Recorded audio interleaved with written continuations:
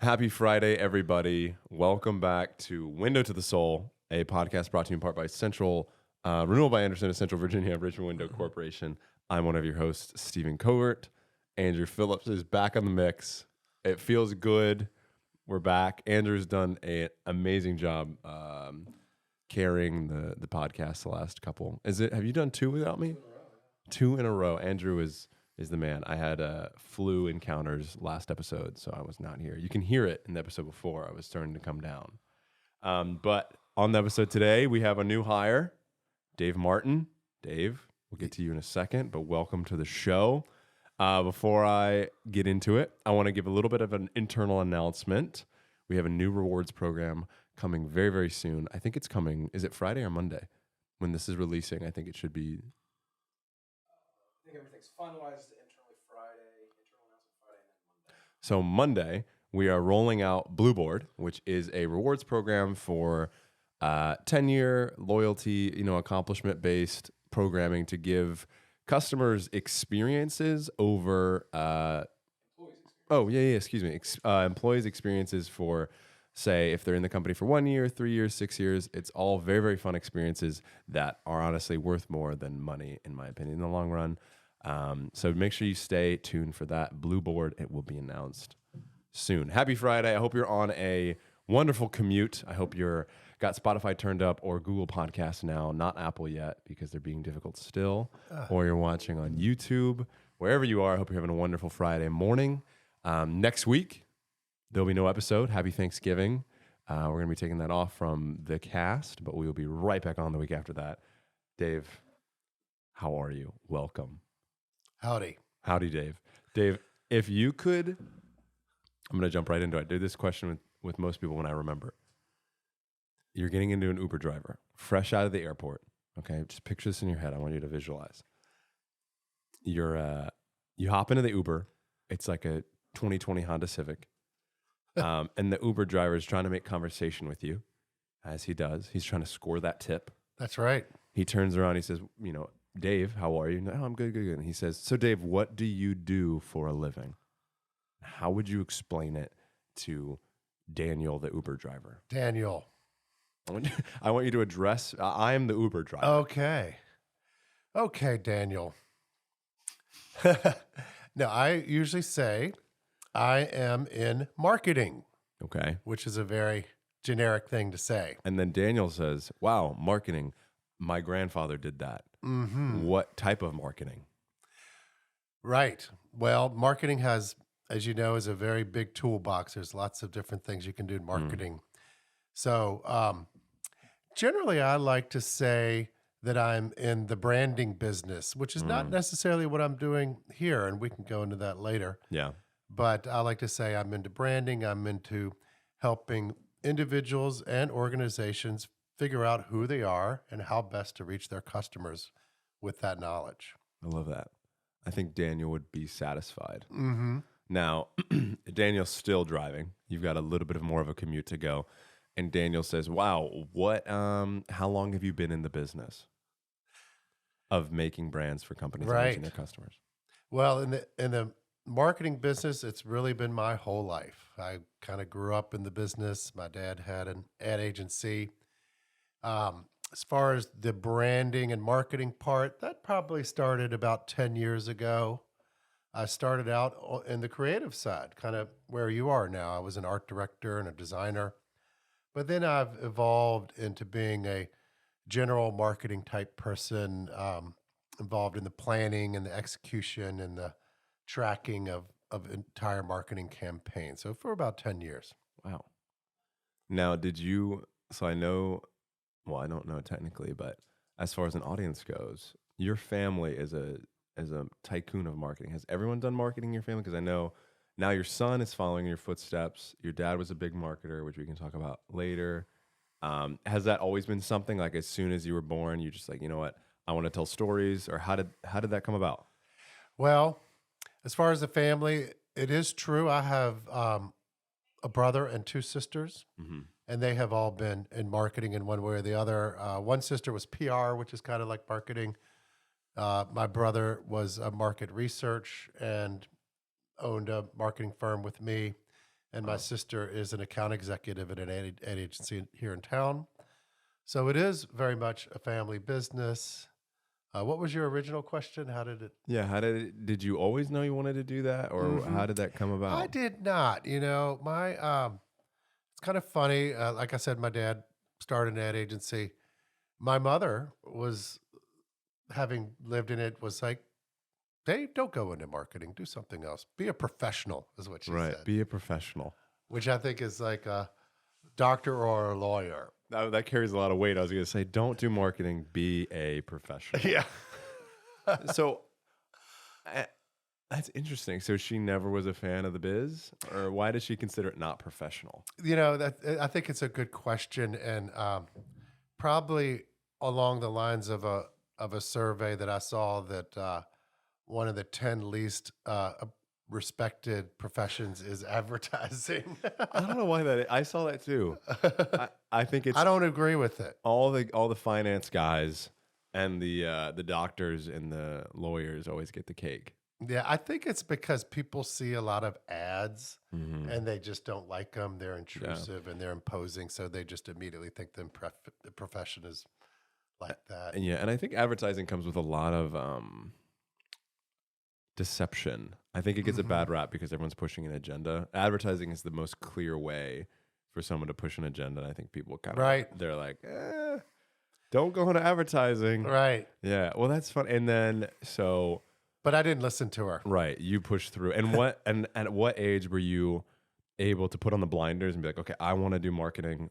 Even if my mom says it's not professional, I'm confident about this. I want to move forward. Yeah, well, it kind of goes back to where I started, which was in the design side. So I figured, well, maybe I don't have to be one of those marketing guys, but at least I can be a designer. Yeah. And so another thing about my dad is he was a great painter and artist in many ways, and so he influenced all of us as kids to be artistic. And he always said, "Do what you love." So I love doing art. So that's when I decided I'll be an art director. That sounds kind of cool. It's what kind of in his business, but not the persuasive type of person.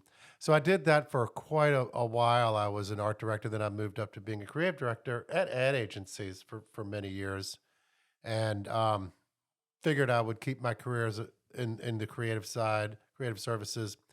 Um, Around the early 2000s, my brother had started a marketing firm here in Richmond, Martin Branding, with my dad. They needed a creative director, so they brought me in. And that's when I began my migration away from creative and into marketing management at that firm. And I actually found that was a better fit for me, and that's what I've been doing ever since. Yeah. Wow. So how important to you was you mentioned that your dad said follow your dream or like, Right. pursue that passion. How important to you was that?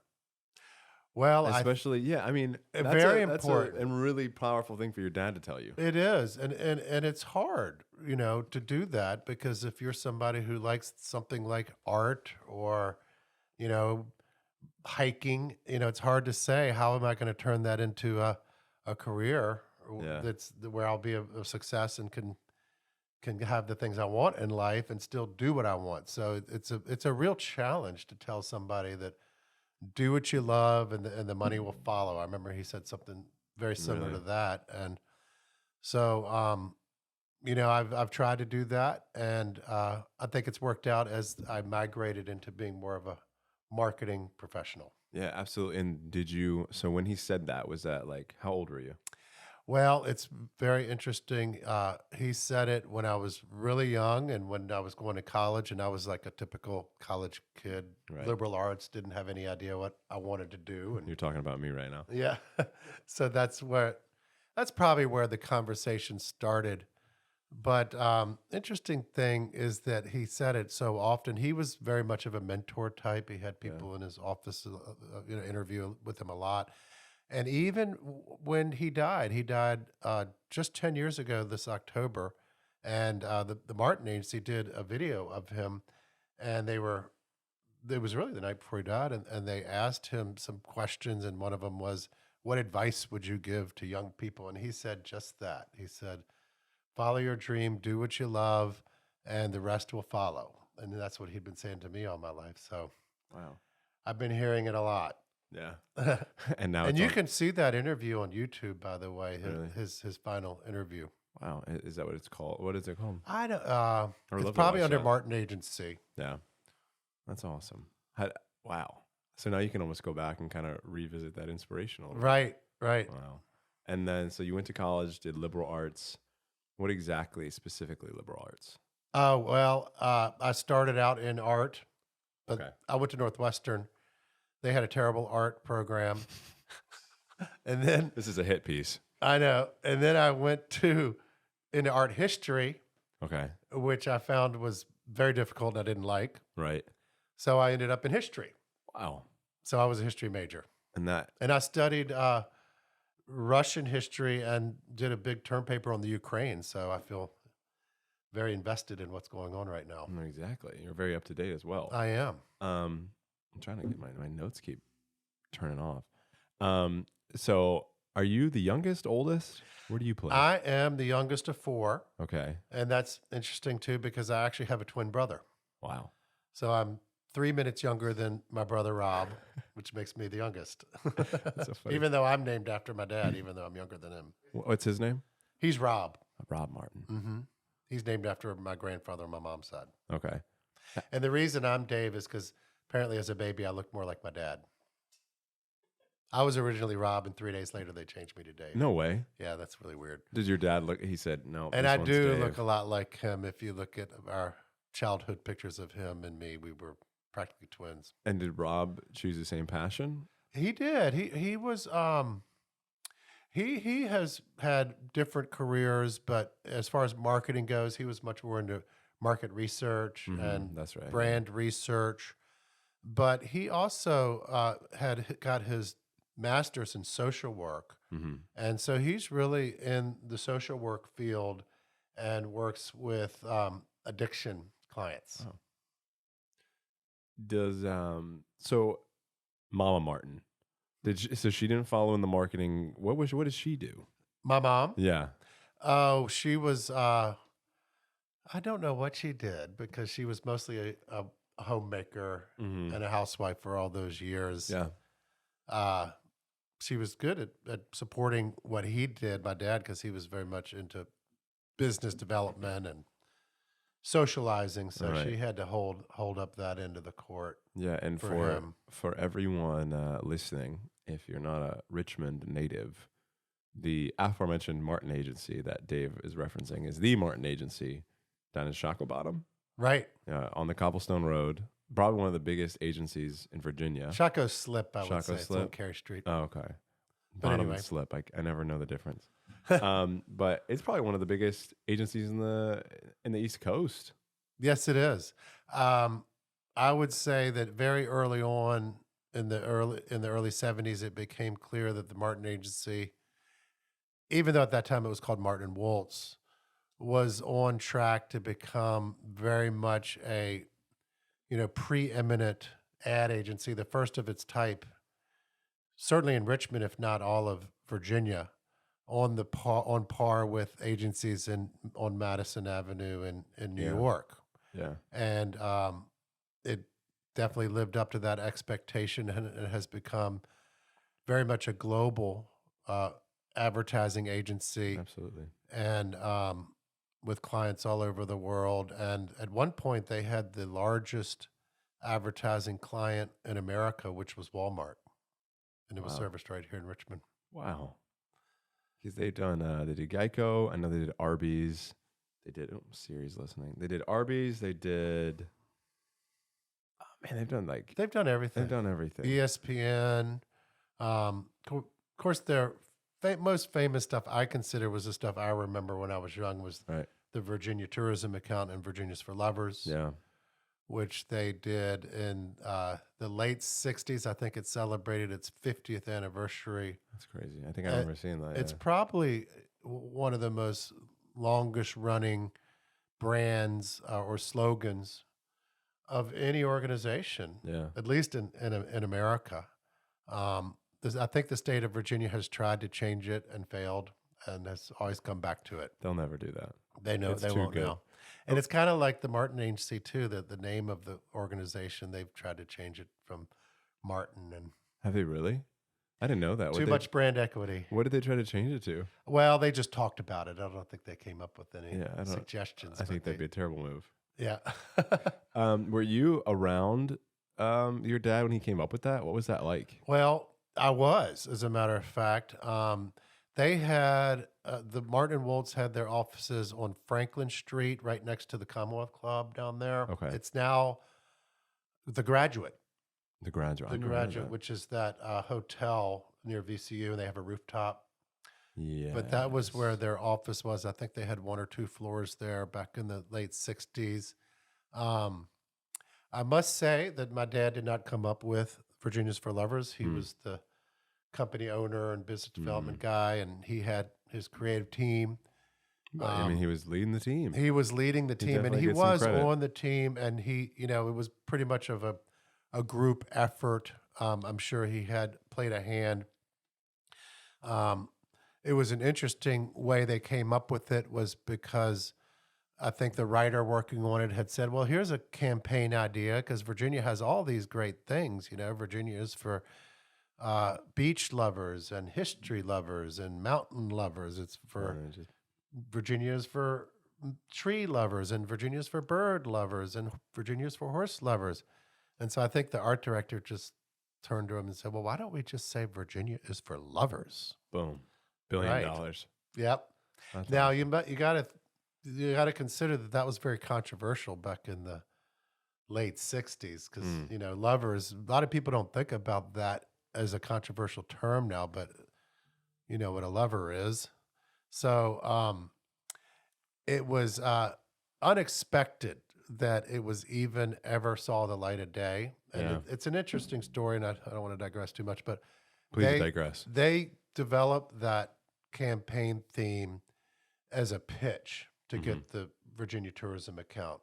And they just wanted to get their attention and to be provocative. They never expected them to ever implement it if they got the It account. was just to get them to open the letter. Just to get them to open the letter and assign them, and they figured they'd have to go back to work and come up with some kind of boring tourism slogan. But lo and behold, after they started working, they said, "Oh no, we like what you got. Let's go with that." So was the Virginia Tourism a huge account back then? It was pretty big. It kind of put them on the map in the late 60s. Between that and A.H. Robbins, which is a pharmaceutical company, they did chapstick and they had some other Robitussin cough medicine. That was their first big account. Both But frequent in my parents' cabinets. I bet Yeah. they were probably well advertised too. But I think tourism at the time was, I think in these days numbers, it was probably about $1 million account, which is big for a small agency. It's huge. And I think it's about 5 million or more per year now. Why do you guessing? Why do you think that Virginia's for Lovers hit so hard in that culture? Well, I think it was a great example of what my dad always talked about, which was the Martin Agency's great success was breakthrough creative. It was creative concepts that cut through the clutter because there's so much advertising. Even back then there was, and now, my God, there's so much with the internet. So, So much. their whole approach was to create creative concepts that would break through the clutter and stand out and provoke people and be remembered. Yeah. And in addition to the media things like reach and frequency, you got to have creative that people will take notice of. So I think was the formula that worked for Virginia's for Lovers. People were like, "Oh my God, I can't believe Virginia's saying that." Right. And how can you forget something like that? Most memorable. Sex sells, right? Right. And then you asked me if I was involved. And the funny thing is, I was in the very first Virginia's for Lovers commercial. No way. TV A young commercial. actor. I was a young actor, and the main actress was Virginia's Miss America. She had won that year. Wow. You were Mr. America though, so it worked I out. was little boy America. But I remember shooting it on the beach with Miss America, and I was kind of sitting there with my tongue sticking out, checking her out in her bikini. But I remember it very well, and I even remember the theme, Virginia is for lovers. I haven't actually seen. jingle. I haven't seen the original commercial. You know, they can't find it. I was, the Martin Agency had their 50th anniversary, and they wanted to pull out the first spot, and somehow it got lost in the archives. And corporate said there's this kid that kept sticking his tongue out. Yeah. We couldn't put it on air, but for the time it was great. Now, obviously, being in the same field as your father, you mentioned the Martin Agency had to cut the clutter, cut through the noise to be something different. Did you feel like, obviously, in that, not in the shadow per se, but he's incredibly successful and his name is everywhere. How did you, did you ever want to cut through the clutter? Did you want to create Dave Martin 2? Or Yes. How did you approach that? Because I can't imagine. Well, you know, like I said, I wasn't really hell bent on being in advertising at the beginning. I actually started out wanting to be just an artist, you know, a starving artist, I guess. A little hole in the wall in Brooklyn. Right. Your canvases just. Oh, totally. Yeah. Hippie kind of guy. I could see. There's still time, Dave. I know. But I thought I might sell my art to really rich people, and that was how I was going to make it work. Then I decided to get into, you know, financial management, you know, stockbroker, as they used to call You them. gave up and subscribed to the man. Well, You you know, subscribed to the man, Dave. I was The trying financial to be a broker. professional. That's what your mom said. Don't Right. do marketing. Be a Dave. But then I found out that the way those people, at least at the time, started their careers was they were given a list to make cold calls all day, which is people got to do Yeah, it, and you it's gotta do what it's you gotta good do. work if you got to do it. But I moved on from that, and actually, my dad suggested he was helping to start an advertising school in Atlanta. It was called the Portfolio Center. Wow. And he suggested, you know, you don't have any idea what you want to do. Why don't you go to the Portfolio Center? It's artsy. So that's how I got started. That's Now, interesting that he would have you go to his own school. yeah, He's like, you don't know what you're doing. Go to my school that I just created for guys like you that don't know what they're doing. He wants you to learn the childhood lessons, but pay him for it. right. Well, he must have known that was my dream. Yeah. But as far as your question about cutting through the clutter, yes, I realized early on with the whole thing with the Virginia's for Lovers and his approach, the Martin Agency, with cutting through the clutter, was that was how you were going to be a success. And they taught that at the Portfolio Center too. Is that I think a big word is that my phone? Is that mine? Oh, I was hoping it wasn't mine. Dave, you were supposed to give that to the assistant by the door. Oh, You're not supposed to bring goodness phones in the gracious. studio. As I have trying- mine just right here. Trying to break through, you know. Hey, you're trying to break through the clutter, so the clutter just comes to you.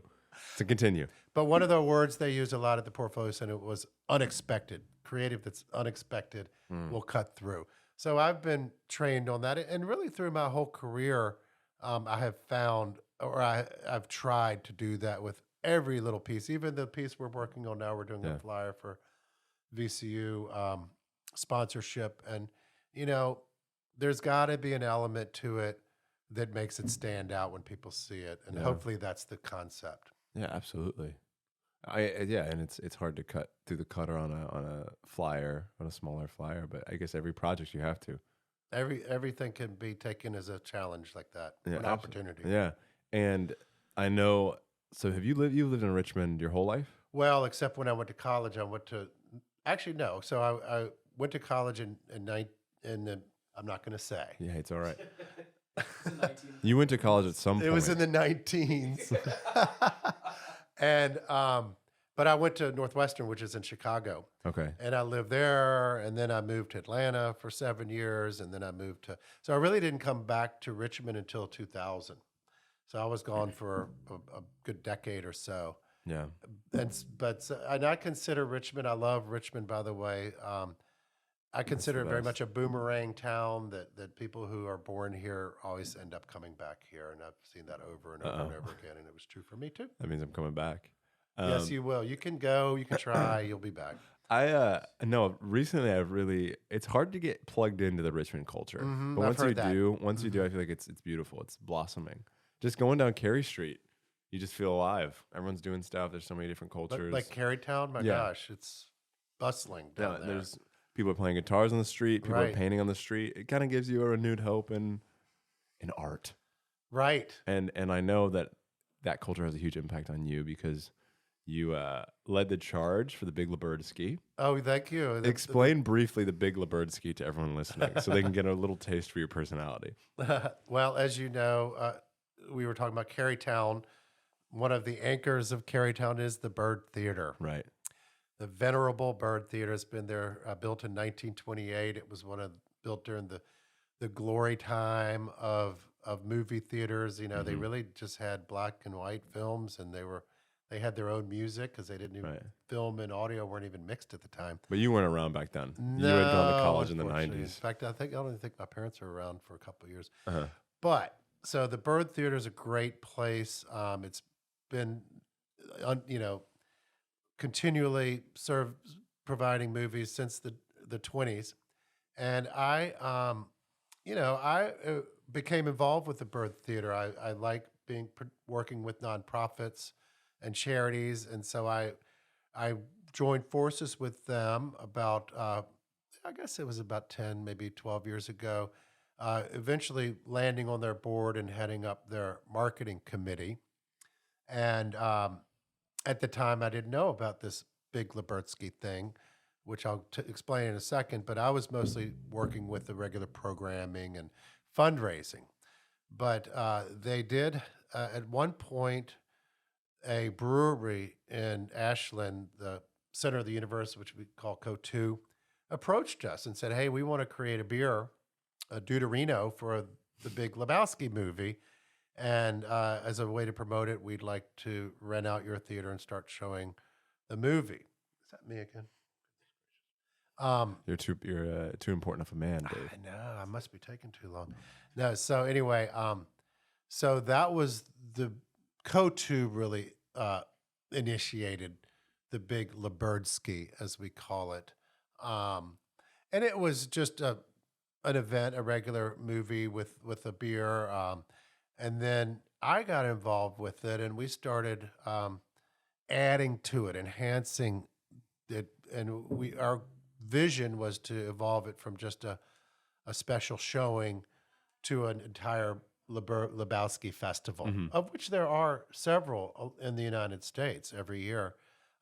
So we added a bar crawl. We called it the bathrobe bar crawl because obviously there's a great scene in the movie where maybe a couple where Lebowski's wearing a bathrobe, or the dude, I should say. And then I have a friend who was a big Lebowski fan, and he's like, man, think of all the things you could do. And so the big thing that I really liked is that we added a 2 nights to it.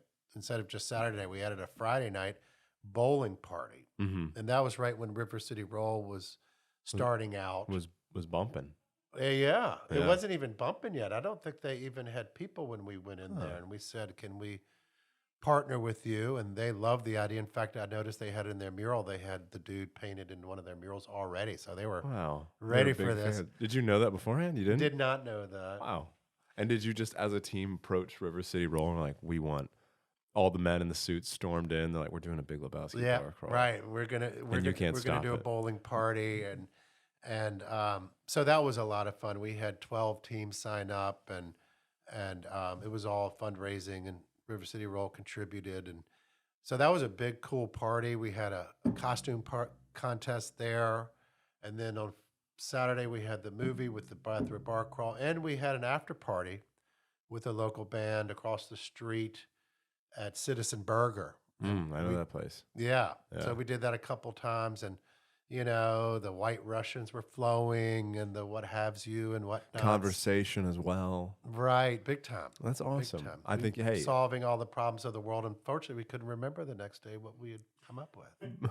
How you just didn't take the notes. That's the only reason you remember. You need to jot them down. Secretary following me around. But hey, I would say that project broke through the noise Yes, it did. I think you broke the noise Yeah, that was a cut through the clutter thing, and because I've never heard of anything like that in I, Richmond. I know. And unfortunately, we've scaled it back to its original format of just the movie and the costume contest because of COVID and issues with bars wanting to commit to things. But we're gonna bring it back. I think you It's should just double a it. temporary pause. I think you should build the hype and say this is the biggest one yet, and then we're done after that. But Oh, then that's a keep good coming idea. back. Yeah, That's then keep good. coming back. We were hoping to eventually just have the whole Carytown shut down and have bands and That'd be so cool. and Have people in everyone walking down, bathrobes everywhere. everyone walking down wigs. Carey Street like zombies White in Russians. bathrobes. Yep.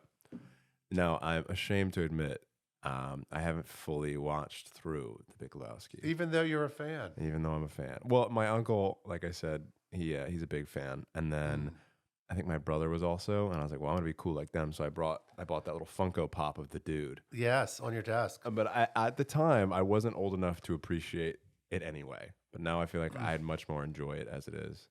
But Dave, I think You that's might need to watch it a couple times. It's a very complicated that's plot. what I've heard, You can't just like, and it's super watch like part of it. cult classic, right? yeah, it is. I'm sitting across from one of the biggest fans, so I have to. He's he's having parades about it, so I'm sure it must be moving. But Dave, I think that's all we've got for today. Okay. We're already coming up on 32 minutes. Oh, Lord. I know, that was awesome. Quite the rambler. But thanks for being here, Dave. That was super fun to learn all about you and the family. I really enjoyed that episode. Anytime. And next time we get back in here, I'll actually tell you what I do. Right. Hope you guys enjoyed it. Hold on. I gotta do my outro, Dave, but I'm dying. Uh-oh. Um, Verklempt. uh, Talk amongst yourselves. right. Thank you so much for listening. If you're on Spotify, Google Podcast, I hope you have a wonderful rest of your Friday. Hope you enjoy Thanksgiving with family. Take a little breather. Hope you relax. Hope you attend the Big Lebowski next year. You can. It's always in November. Yeah, always in November. So we've already missed it this year. Unfortunately, I was on a knee when it took place Last weekend. last weekend. But if you want to follow Dave on the socials, Dave, what are your socials? D. Martin Art. D Martin Art.